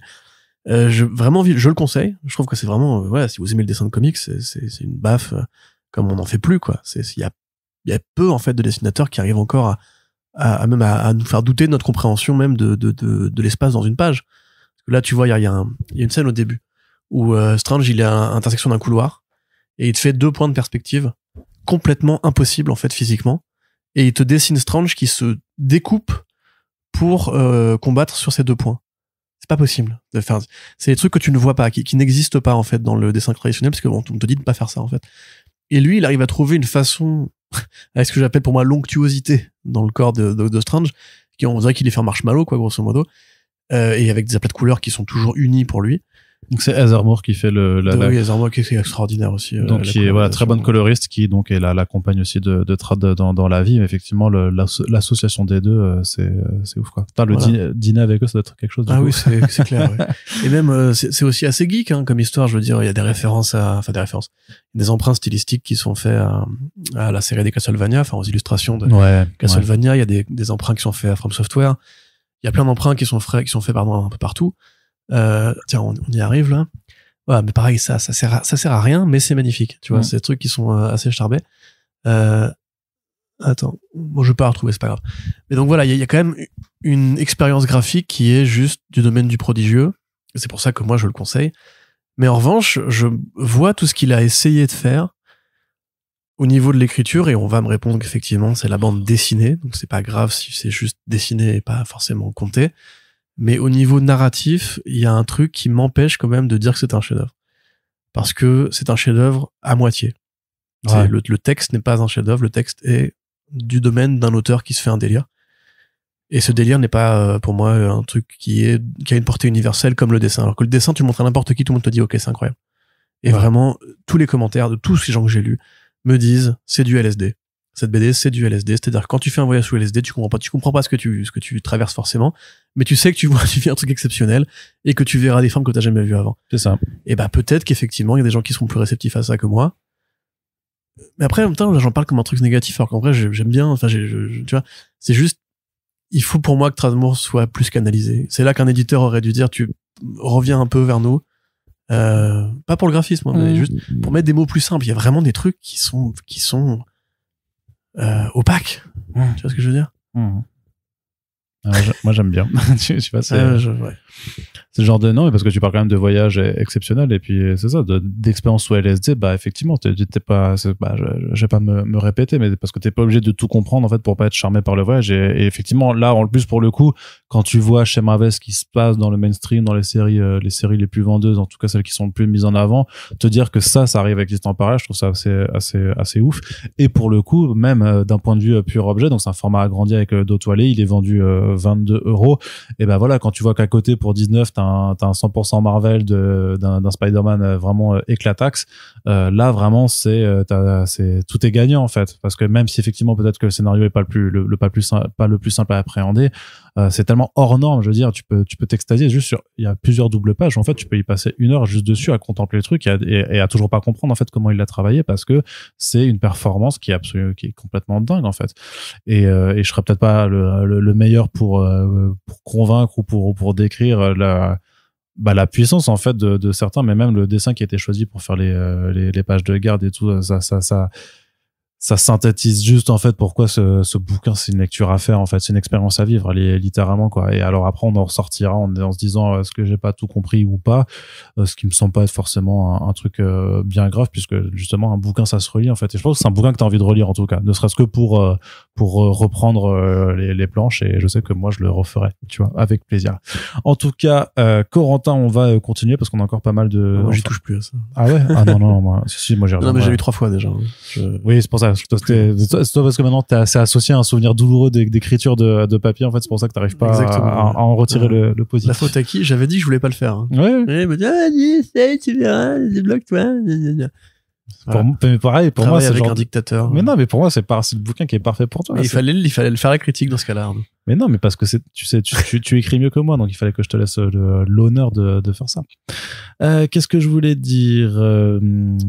Oui, on continue toujours du côté de Panini Comics, avec cette fois quelque chose qui est plus accessible sur l'histoire, et peut-être moins intéressant sur le dessin. En tout cas, c'est de l'indé, donc faut le souligner aussi, ça a le mérite de sortir en France. Ça s'appelle 8 Billion Genies de Charles Soule et Ryan Brown. Ils ont fait Curse Words ensemble, et donc là ils reviennent avec un high concept, tout simplement, qui est: et si du jour au lendemain, là, paf, les 8 milliards d'êtres humains qui sont sur la planète ont tous droit à un vœu, un petit génie qui apparaît, leur exauce un vœu, et donc il va vraiment expliquer cette idée à la lettre en montrant qu'est-ce qui va se passer. Population de départ 8 milliards d'êtres humains, 8 milliards de génies, et on avance dans le temps, donc les 8 premières minutes, les 8 premières heures, les 8 premiers jours, et ainsi de suite, avec un récit qui va donc sur du temps très très long, et pour vraiment aller au bout de son idée. Et là, pour le coup, Corentin, on sera de nouveau, je crois que c'est le podcast de la Discord, peut-être qu'on va arrêter First Print après cette émission, mais où toi t'as plutôt apprécié le parcours, mais pas la conclusion, alors que moi c'est plutôt l'inverse, c'est que j'ai moins apprécié le parcours, mais par contre j'ai beaucoup aimé la fin. Moi c'est un album qui me fait, pour le coup il est super simple à décoder, ça tombe bien. C'est un album qui fait beaucoup penser aux propositions qu'on avait dans les années 2000, tu sais, à l'époque où c'était la mode du high concept. Dans les années 90, il y avait ça aussi, tu sais, en fait, où tout le monde avait genre une idée. Ah, ici, genre imagine, t'as des survivants sur une île, et en fait, l'île, on sait pas trop si c'est vraiment la réalité ou pas. Ok, bon, on va suivre ça pendant 4-5 saisons, et à chaque fois, on se dit, merde, à chaque fois, à la fin, du coup, c'est parce que, en fait, c'est tellement une boîte à fantasmes que tu peux mettre toi-même ton explication personnelle, que quand tu tombes nez à nez avec l'explication du scénariste, t'es en mode, ah merde, j'aurais préféré qu'il fasse ça, Et donc là, c'est ce qui est un peu arrivé avec Albion Genies, parce que c'est du high concept pur jus. D'ailleurs, Charles Soule, je pense que c'est un élève assez assumé des modes Lindelof. Il suffisait de regarder Letter 44 pour s'en apercevoir. Le concept, il est cool et il est bien mené d'entrée de jeu. C'est-à-dire que les génies, ils arrivent. Déjà, ils ont un design trop mignon. Et vraiment, ils font... C'est des pures mascottes. Ouais, ils font vraiment alien, tu vois, dans le sens, pas la créature de Richard Giger, mais ils font vraiment extraterrestre. Genre, tu te dis, c'est pas genre un truc qui va être fait pour être crédible et tangible. Non, c'est déjà une rupture dans le réalisme, entre guillemets, de l'histoire. Qui pourtant est réaliste. C'est ça qui est assez rigolo. Premier truc que fait on suit un petit groupe de personnes qui sont dans un bar. Dans un bar, ouais. Premier truc que fait le barman, il est pas fou, parce qu'il a très bien conscience de ce qu'est l'être humain, que tout ce qui se passe que tous les vœux qui soient formulés à l'extérieur du bar n'aient pas d'impact sur le bar, ses habitants. Et ce qui est dedans, ouais. Enfin, voilà. Ses occupants actuels. Pardon, ouais. Par exemple, si un mec dit, je veux que tous les hommes deviennent des femmes et toutes les femmes deviennent des hommes, tu vois, récit à la con, ça n'aura pas lieu dans le bar. Voilà. Ou alors, je veux qu'il y ait une météorite qui touche la terre, le bar est protégé. Voilà. Tout ce qui se passe dans le bar, voilà, c'est un bunker. Et donc, au départ, on se dit, on va suivre justement un petit groupe de survivants dans le bar. Et donc, ça va être un peu un huis clos rigolo, où ils vont étudier les possibilités, peut-être qu'il y en a un qui va sortir, revenir, et c'est intéressant pour une série qui a une perspective mondiale, justement comme ça, de prendre un petit groupe, c'est ça qui fait pareil très série télé. D'ailleurs, ça va être une série télé, qui fait un petit groupe de personnages, qu'on peut évoluer avec eux et tout, et voir est-ce qu'ils vont se servir de leurs vœux, pourquoi, parce que c'est pas intéressant pour eux de sortir, donc ils vont revenir à des vœux plus rationnels. L'évolution dans le temps est plutôt pas mal aussi, parce qu'on voit un petit peu justement qu'en fait l'être humain n'est pas digne de confiance, parce que les gens vont souhaiter des conneries, tu vois, ils vont souhaiter beaucoup d'argent, alors qu'en fait le moins de mec qui va être derrière eux, il va dire je vais souhaiter que l'argent n'ait plus de valeur, tu vois, ou alors il va dire moi je suis fan de dinosaures, je vais souhaiter que les dinosaures reviennent parce que c'est un fantasme depuis que je suis gamin, et hop les dinosaures reviennent, du coup ils bouffent les êtres humains, tu vois, ou alors je vais souhaiter être un super héros. Ok, super, mais si t'es un super héros, t'es en plein ciel et un mec dit je veux que tous les gens qui ont souhaité que les super-héros existent, ça s'annule. Hop, le mec il tombe, il meurt, tu vois. Et donc en fait le concept il est vraiment bien étudié parce que c'est des couches en fait d'idées qui vont nourrir l'idée fondatrice. C'est-à-dire que Charles Soule il a eu cette idée de se dire ouais voilà, et si tous les génies existaient, etc. Et en fait il va pousser son concept le plus loin possible et il va le suivre jusqu'à l'anéantissement de ce concept, puisque il y a une fin qui est assez définitive avec Billion Genies. Et on va donc suivre cette histoire sur le temps très très long, très long. Et en parallèle de ça, on suit aussi un petit peu une étude, pas une étude de personnage, mais une étude de l'espèce humaine, on va dire, en temps de crise, en temps d'apocalypse. Il va y avoir les profiteurs, il va y avoir les clans, il va y avoir les factions qui vont se créer. Le gros reproche que j'ai moi à faire à cet album-là, c'est que, déjà la fin ne me va pas, mais ça c'est très personnel, c'est que ça aurait dû être une ongoing pour moi. Parce qu'il y a vraiment, au bout d'un moment, quand t'es dans le dernier tiers, une espèce d'effet accéléré. C'est comme quand t'es sur Netflix et que t'en as marre d'une scène qui dure trop longtemps, tu fais aller, suivante, ah, je n'aime pas ce personnage-là, je m'en bats les couilles, suivante, tu vois. Et là, en fait, c'est un peu ça. C'est comme si lui-même commençait un peu à s'ennuyer de son concept, et du coup, faisait plus que des scénettes, limite sur une page ou deux, pour dire, bon, alors lui, ah oui, je l'avais pas tué encore. Bon, on va faire ça, clac, hop, allez, suivant, et puis 3 ans plus tard, et puis 4 ans plus tard, et puis 5 ans plus tard. Et t'es en mode, du coup, c'est dommage, parce que si ça avait été une ongoing à la Walking Dead, on aurait pu voir ces groupes vraiment étudier une topographie sur le temps très long, évoluer, faire des enfants, et voir justement comment, en fait, cette nouvelle page blanche qui a été créée par les génies pouvait permettre d'étudier vraiment le cerveau humain, une fois qu'on le coupe de la société classique, une fois qu'on lui offre ce choix qui va, du coup, constituer sa vie, parce que dans ce nouveau monde, dès que tu viens à naître, tu nais avec un génie, puisque chaque être humain a un génie, c'est logique. Et donc la fin naturelle de l'histoire, c'est que s'il y a plus d'êtres humains pour faire des vœux, alors si tous les êtres humains ont fait un vœu ou tous les êtres humains sont morts, voilà. Donc et puis il y a plein de trucs qui sont assez rigolos, tu vois, ils s'amusent avec ce concept parce que pour un auteur un peu créatif, c'est un concept qui est littéralement inépuisable, tu vois, parce que tu peux tout souhaiter, donc tu peux tout faire, donc tu peux tout représenter, tu peux tout dessiner, tu peux tout imaginer et tout. Et je trouve que ça va quand même, ça tient bien sa promesse. Tu vois, il y a des choix qui sont crédibles, des souhaits qui sont formulés, tu te dis, ouais, je comprends qu'un mec ait fait ça, ou je vois pourquoi est-ce que lui a fait ça, ou elle a fait ça et tout. Malheureusement, il y a des petits défauts, notamment les groupes de personnages, en fait, au bout d'un moment, sont un peu ennuyeux. C'est pour ça, je pense que même lui s'ennuie un peu avec eux à un moment donné au point d'accélérer. Parce qu'il y a un trio de musiciens rock, par exemple, où tu te dis au début, ouais, c'est cool, ça c'est vraiment la perspective justement du feuilleton humain, quoi, on va dire. C'est qu'ils apprennent à se connaître, et c'est déjà une famille recomposée, et puis ils deviennent meilleurs à la guitare et tout. Et puis quand ils vont d'un bunker A à un bunker B à un bunker C, et qu'à chaque fois ils repartent sur les routes, tu te dis bon, oh, j'ai compris, enfin c'est bon, ne refais pas 4 fois la même scène avec le même personnage. Surtout si tu prends toute la Terre, t'es pas obligé de rester collé au mec du bar du début. Tu vois, tu peux me prendre tout un nouveau personnage d'un seul coup, tu vois. Pareil, la fille, un personnage qui est enceinte à un moment donné, qui a une fille. Parachutée. On ne suit même pas, en fait, vraiment sa vie à elle, dans le sens où elle arrive déjà dans la période du bouquin où on va aller de plus en plus vite vers l'avant, vers l'avant, vers l'avant. Donc, pour moi, c'est le problème, c'est encore une fois, comme souvent d'ailleurs, le format. Il aurait eu moyen de faire une histoire sur 20, 30 numéros avec ça. Il le fait en moins. Mais ça reste quand même une lecture qui, pour moi, est agréable, ouais.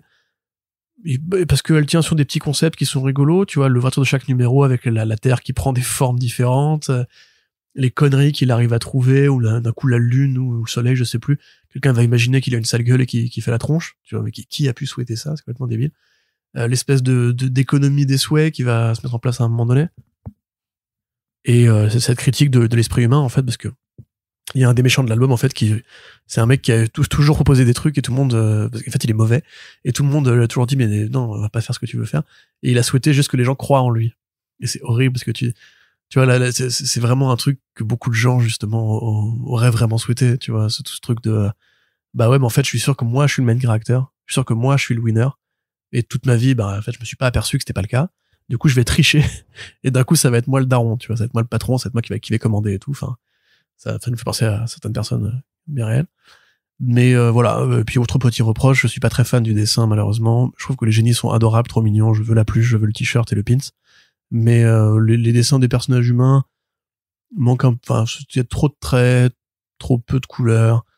Enfin, ça manque un peu de talent de ce point de vue-là à mon avis. Arnaud? Ouais, je suis toujours là, ouais. Vas-y, fissure faire sprint en deux. Non, mais parce que moi je suis d'accord sur l'exécution du concept et toutes les idées qui sont abordées, parce qu'effectivement ça permet d'avoir des trucs à la fois très débiles, comme des mecs qui se baladent avec des Transformers enfin qui est pilote d'un Transformers, sachant qu'il y a quand même des règles qui sont édictées, parce que les génies sont pas juste là pour exécuter le vœu, c'est des vrais compagnons après qui peuvent te parler, qui peuvent apporter des réponses à tes questions. Ça aborde vraiment pas mal c'est vrai qu'au début ça pourrait démarrer, d'ailleurs je pense que si Ennis et Robertson s'étaient emparés du projet au départ, je pense qu'on aurait pu avoir un truc qui aurait été ultra trash et qui aurait pu partir vraiment dans des délires très très très très cons, et qui aurait pu faire qu'on se marre beaucoup tout du long. Eux ils vont dans le temps, plus ils vont dans une forme de profondeur en fait du propos, notamment quand t'es sur la question de si ton vœu c'est de faire revenir des gens à la vie, par exemple, de voir qu'est-ce que ça implique réellement dans cet univers et comment ça fonctionne, avec donc pas mal de choses qui sont assez qui rentrent vraiment dans des discussions vraiment par rapport à la situation, qu'est-ce que tu souhaites, et je trouve que c'est plutôt bien amené. Par contre, c'est vrai que moi ce que je disais, c'est que j'ai eu du mal à rentrer dans l'histoire, en tout cas notamment au niveau des personnages. Il y a pas un personnage qui m'a vraiment intéressé à part le méchant, enfin justement celui qui veut croire en lui, parce que je trouve que du coup effectivement sa backstory elle est absolument tragique en fait, de ce qu'elle raconte de lui.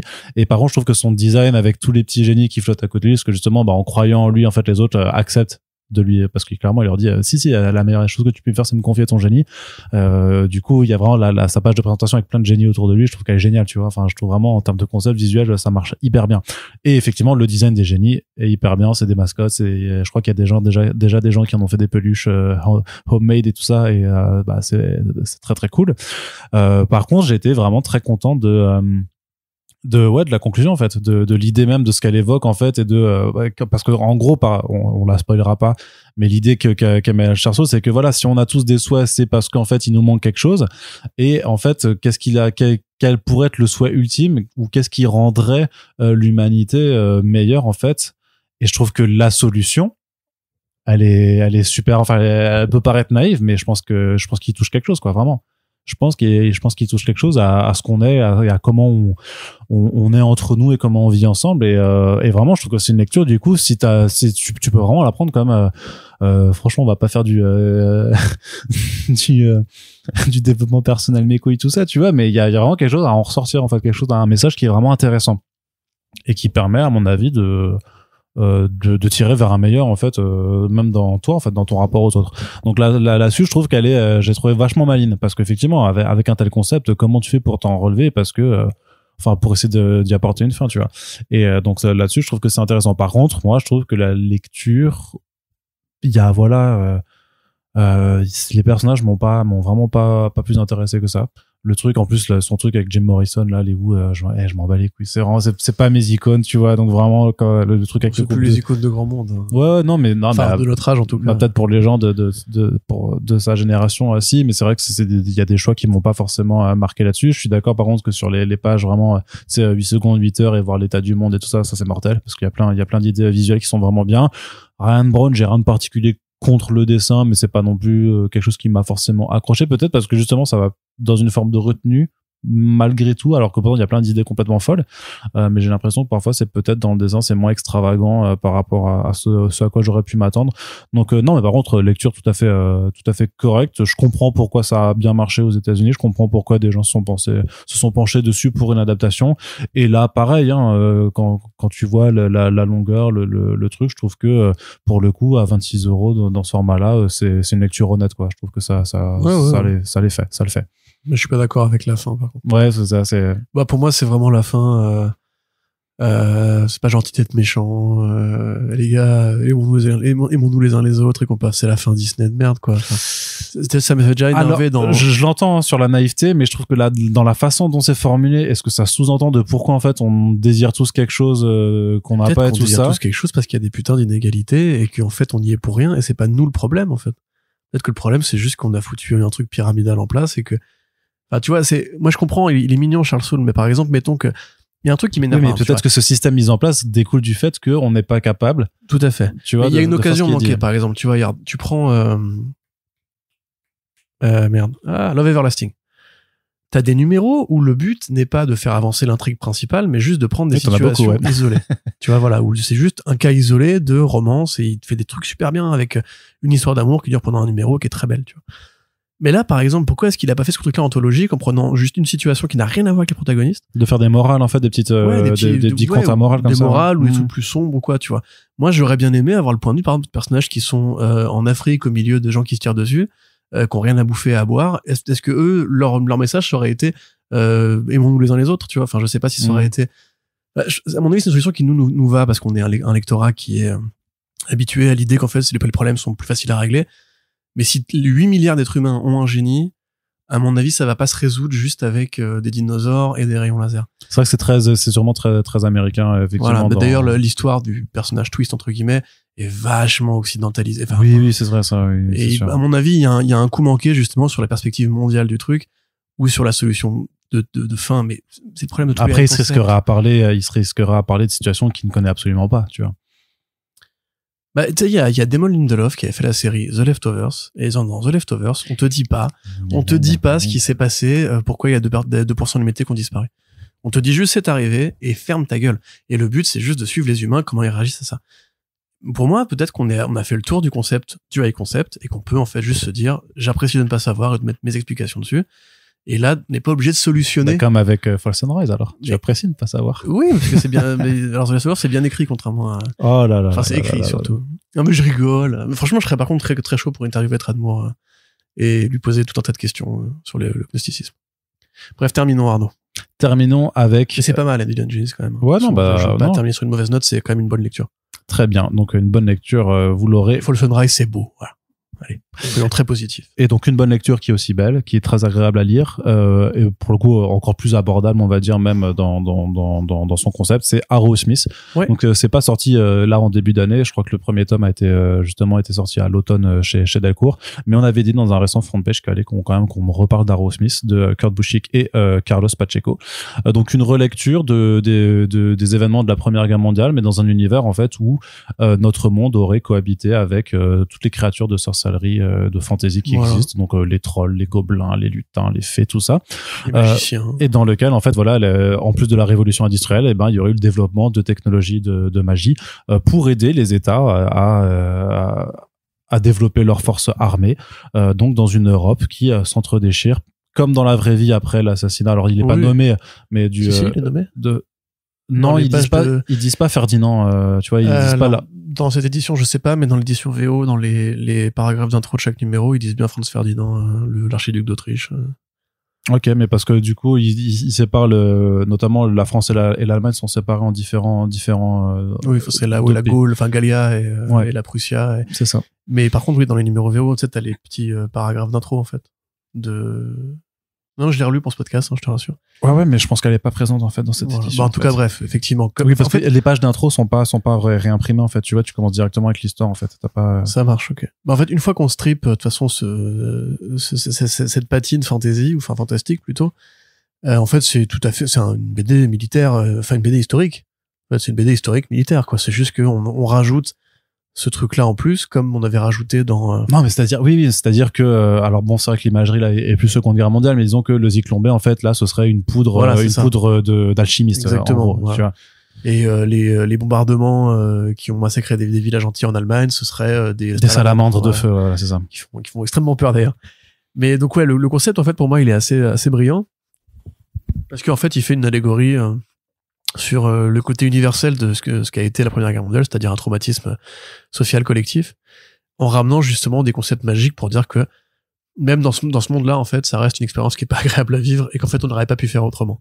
Et parce que c'est quand même une guerre qui a été souvent présentée en fiction. Soldat inconnu, très bon jeu vidéo d'Ubisoft, tiens, bon, on va mettre une petite couche. Et là, en fait, on se plaît à redécouvrir cette histoire qu'on connaît tous à travers, en fait, les idées qu'il emprunte justement à un autre genre de fiction qui est pas la BD historique, mais qui est la BD de fantasy. Et donc, on voit, en fait, comment cette société qui est moderne, hein, dans laquelle, en fait, il y a effectivement des dragons, il y a des mages et tout, mais il y a des êtres humains qui vont bosser, qui labourent leurs champs, qui ont des bagnoles et tout. Et c'est pas du tout antithétique. Donc on suit effectivement l'histoire de Fletcher Arrowsmith, qui est le fils d'un forgeron américain, enfin des United States of Columbia, parce que là c'est la Colombie. Ce qui est assez logique effectivement, parce que quand tu prends des référents qui sont antérieurs à la modernité, on va dire, c'est la Colombie, c'est ce qui a été découvert par Christophe Colomb quelque part. Tout simplement. Ouais. Donc on va effectivement le suivre lui, et il y a tout le parcours en fait classique du voyage du héros, où en fait c'est le petit fermier qui s'emmerde chez lui, qui aspire à de grandes choses, qui veut être le héros, qui va croiser donc un mec qui ressemble à un héros, qui va dire je vais faire comme lui, et qui part. Et d'ailleurs c'est marrant parce qu'en ce moment il y a la série sur Apple, Masters of the Air, produite par Steven Spielberg et développée par Cary Fukunaga, qui est une série en fait sur les aviateurs de la Seconde Guerre mondiale. C'est un peu la suite de Band of Brothers et The Pacific, sauf que là voilà on suit les corps d'aviateurs, il y a Austin Butler dedans et tout, ça c'est vachement cool. Et à lire en parallèle, parce que là, en fait, il y a bien des pilotes, mais c'est pas des pilotes qui volent, en fait. C'est des pilotes qui ont un petit dragon, trop mignon, sur leur épaule, et ils volent avec lui. Un dragonnet. Et du coup, en fait, au lieu de se tirailler dans les airs à coups de mitrailleuse, ils se font des combats d'épée aériens. Et du coup, ils ont aussi des mousquets, ils ont des mousquets, mais non, mais il y a quand même il y a de l'arme à feu, hein. Il y a des belles scènes de tranchées, enfin, toutes les idées sont bonnes, toutes les idées interagissent bien, et il y a un truc qui varie quand même, c'est plutôt le concept, notre rapport, on va dire, à l'environnement et à l'histoire, qui passe par une race, en fait, de trolls rocailleux, on va dire, qui eux, en fait, sont des personnages du Grand Nord, ce qui renvoie au vrai folklore nordique, et on t'explique que ces gens-là ont des dieux, et en fait, dans l'album, les dieux vont apparaître, donc c'est Odin, c'est Thor, etc., et en fait, les dieux représentent plutôt la mort du monde d'avant, on va dire, c'est-à-dire la vraie culture humaine, et la guerre, dans ce qu'elle a de plus horrible, quand elle ravage des vies humaines qui n'ont rien demandé, qui n'ont pas décidé d'aller faire la guerre, parce que c'est les puissants, en l'occurrence particulièrement pour cette guerre-là, qui ont décidé tout seuls, comme des grands, d'aller faire la guerre, et d'envoyer des millions de gens à la mort. Donc c'est quand même, il y a des moments qui sont assez poignants, il y a des moments qui sont assez beaux, toute sa relation avec sa copine, la fille de la gosse de riche, qui est trop mignonne, enfin, c'est Kurt Busiek, c'est forcément bien écrit. On peut trouver le dessin de Pacheco un peu simple, mais ah non, enfin c'est vachement bien. Bah oui, c'est bien. Enfin, pour le coup, semble, j'aurais pas dit ça parce que c'est détaillé. Enfin, mais tu vois, quand on passe après Tradmore et Bermero, etc. C'est une autre approche. Non, mais c'est complètement une autre approche dans le style. Surtout que la première série, elle date des années 2000 déjà. C'est quand même assez vieux. Ça avait été repris justement il y a pas si longtemps avec un second volume qui doit arriver bientôt chez Delcourt. Et malheureusement, Carlos Pacheco est décédé depuis. Kurt Busiek, techniquement, je crois qu'il a pour projet de continuer quand même après, parce que c'est quand même un univers qui a tout un tas de concepts en fait. Il y a moyen d'aller jusqu'à la Seconde Guerre mondiale en plus. Même après. Pas forcément après. Quand je disais simple, je veux dire, ça fait peut-être plus très européen que justement, c'est pas, tu l'achètes pas pour le graphisme. C'est beau, c'est bien, Je sais pas pour le graphisme, c'est ce que je veux dire. Non, mais parce que ça permet d'adapter des choses que tu as déjà lues, et même sur le fait, sur le parcours du héros idéaliste qui voit la guerre comme un truc de haut fait, tout ça, qui va se rendre compte en fait que en vrai c'est quoi la guerre, c'est atroce en fait, c'est des morts, c'est des gens qui souffrent, et que même pour lui qu'il y a rien de héroïque, et qui va forcément revoir ses ambitions, mais qui va pas non plus être dans le refus de la guerre, parce qu'il se rend bien compte que ça reste un conflit qui est tellement complexe que tu peux pas avoir une position binaire en fait, et que peut-être qu'il faut quand même aller participer à cette horreur, mais parce que si t'y vas pas, ça va être encore pire. Et je trouve que cette questionnement de la moralité du personnage, elle est vachement bien, mais parce que, comme tu l'as dit, c'est Bushi qui est un très bon scénariste, et qu'il faut continuer de le dire, parce que peut-être que c'est pas assez intégré, que Busiek est un très bon scénariste, et je sais pas si les gens en ont forcément conscience. Les gens qui ont lu Superman Identité secrète,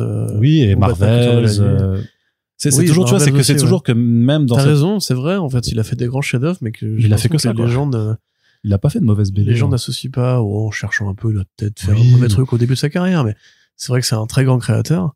Disons que ça, c'est pas sa meilleure BD, tu vois. Je vais pas dire que je préfère The Marvels, tu vois. Enfin, je préfère Marvels, pardon, The Marvels, c'est autre chose. Mais c'est différent, quand même. Oui. Mais t'as quand même toujours ce rapport aussi à l'être humain, Bien sûr, voilà, c'est ce que j'avais malgré il y a toujours un rapport à la réalité, au tangible et à l'humanité au milieu du désordre chez Kurt Busiek. C'est pour ça, quand il a fait Superman, il a pas fait Superman, il a fait un mec qui devient le Superman de fiction. Ouais. Et pareil pour Batman, enfin, différent pour Batman, mais pareil pour Batman, c'est un monde dans lequel il y a Batman et tout. Et là, c'est pareil, en fait, c'est, ce monde de fantasy, quelque part, on va pas s'intéresser tellement à la fantasy. On va s'intéresser à un personnage principal, à un autre personnage principal, à des destins croisés, en fait, au milieu de la guerre. Et ça dit des trucs de notre réalité. Par exemple, en Colombie, du coup, le père, il est vachement sceptique par rapport à la magie. Parce que lui, c'est un religieux. Parce qu'en fait, il y a encore un monothéisme. Ça veut pas être l'existence des dragons, etc., pas empêcher les chrétiens d'exister. Et donc lui, par exemple, c'est un petit peu comme quand on a découvert la thérapie ou la médecine. Lui, il est un peu en mode genre, ouais, bon, c'est vos conneries, là, de mecs de la ville, on n'en veut pas et tout. T'as des affiches de propagande aussi qui sont faites. Tu vois que les magiciens expérimentent avec des nouvelles armes, parce qu'en fait, la guerre fait toujours progresser l'industrie, fait toujours progresser l'armement, et que voilà, en fait, ces magiciens, c'est pas des merlins. Leur but, c'est pas de sauver des gens, c'est de bombarder la gueule ou qu'on en fasse, quoi. Et il y a plein de trucs, c'est vrai, qui sont vachement bien architecturés. Même la première fois, quand ils vont avec leur bateau volant en Europe, et qu'ils sont attaqués par des sous-marins, entre guillemets, allemands, le héros, il dit, ouais, j'ai survécu à cette bataille-là, j'ai plus peur et tout. Premier jour sur le champ de bataille, ça massacre, ça tiraille, ça nous rappelle quand même que c'était une guerre ultra violente, au passage. Toi qui aimes bien la violence, justement, il y a quand même, pour un dessin de Pacheco, qui est pas un mec qui est connu pour le gore ou quoi, il y a quand même des scènes où tu te dis, ouais, quand même, là, c'est une petite décapitation et tout. Ouais. On est bien. Donc, ouais, non, franchement, c'est une réussite complète. J'aimerais bien que ça dure plus longtemps, justement. J'aimerais bien que on puisse, suivre la montée du fascisme dans un monde où, justement, je sais pas, ce serait pour être un groupe de fantasy qui est pointé du doigt à la place du peuple juif, tu vois, comme ça et tout. Oui, comme Mouse, quelque part, ça fait un peu ça, Mouse avec les souris et les chats. Donc voilà, il y a plein de trucs très très bien à faire avec. Puis à noter même, au-delà du dessin de Pacheco aussi, la façon dont il arrive à faire vivre de façon cohérente cet univers, en fait, parce qu'il disait dans la postface, Busiek dit vraiment que c'est parce que il avait vraiment kiffé en fait le travail de designer de Pacheco quand ils avaient fait Avengers Forever ensemble avant, quoi, qu'il avait vraiment kiffé ça. Donc c'est un projet qui a eu plusieurs idées éparses qui se sont mêlées, mais c'est vrai que en fait à aucun moment tu dis c'est bizarre, en fait. Il y a pas de Uncanny Valley ou d'éléments qui seraient pas intégrés dedans, et ça c'est pas forcément quelque chose que tu conceptualises ou auquel tu réfléchis quand tu lis, parce que justement c'est tellement naturel que effectivement voir des trolls qui sont utilisés pour aller forer les galeries du métro new-yorkais, en fait, c'est normal, oui, effectivement, c'est des mascots, c'est des grosses masses, c'est des ouvriers, quoi, vraiment, c'est de la force brute, donc on les emploie là-dedans, et il y a jamais de dissonance, en fait, dans ce que tu vois, les costumes, tu sais, t'as ce côté un peu presque steampunk aussi, que tu vois, qui est complètement... Le steampunk renvoie à cette période-là, hein. Ouais, mais qui est tellement bien intégré, il y a rien qui cloche à voir ces soldats avec un revolver, une épée et un petit dragonnet sur l'épaule. Ouais, trop mignon Hilda en plus. Tu vois. Non, mais c'est donc vraiment c'est vraiment un super travail de construction de monde qu'il a fait et qu'il faut souligner aussi. Et l'édition de Delcourt, du coup. Ouais, Delcourt. Super bien foutu, effectivement. Arnaud l'a dit, il y a beaucoup de pages de postface et tout, parce que c'est 6 numéros un peu étendus, on va dire. C'est du 32 pages, je crois, ou c'est du 24? Non, c'est 32 pages. Enfin, ils sont assez longs, hein, parce qu'il y a beaucoup à lire, il y a beaucoup de dialogues. C'est beaucoup de situationnel aussi.